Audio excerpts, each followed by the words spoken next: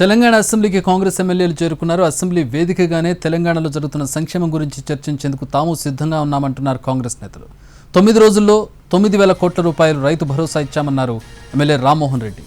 శాసనసభకు రమ్మంటే బీఆర్ఎస్ నేతలు పారిపోతున్నారన్నారు. కేటీఆర్, హరీష్ రావులకు ఎమ్మెల్యే రామ్మోహన్ రెడ్డి సవాల్ చేశారు. సభ పెట్టేందుకు కేసీఆర్తో లేఖ రాయించాలన్నారు. రాయలసీమకు బీఆర్ఎస్ ఇచ్చిన మాటలు కూడా చర్చకు పెడదామన్నారు.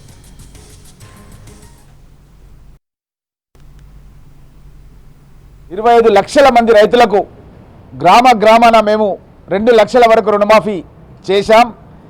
నేను శాసనసభలో హరీష్ రావును నీ యొక్క నియోజకవర్గమైనటువంటి సిద్దిపేట లోపల, కేటీఆర్ నియోజకవర్గమైనటువంటి సిరిసిల్ల లోపల, కేసీఆర్ నియోజకవర్గమైనటువంటి గజ్వేల్ లోపల మీ ప్రభుత్వంలో, మీ బీఆర్ఎస్ ప్రభుత్వంలో మీరు 150-175 కోట్ల రూపాయలు రుణమాఫీ చేస్తే మేము కాంగ్రెస్ ప్రభుత్వం వచ్చిన తర్వాత దగ్గర 315 కోట్ల రూపాయల వరకు మీ ప్రభుత్వం కంటే ఎక్కువ మీ నియోజకవర్గంలో కూడా చేసినామని శాసనసభలో వ్యవసాయ శాఖ ఇచ్చినటువంటి గణాంకాలు, గతంలో ఇచ్చిన గణాంకాలు, మీ ప్రభుత్వంలో మా ప్రభుత్వం వచ్చినటువంటి గణాంకాలు స్పష్టంగా నేను చదివి మీకు దమ్ముంటే మాట్లాడండి అని నేను హరీష్ రావును శాసనసభలో అడగడం జరిగింది.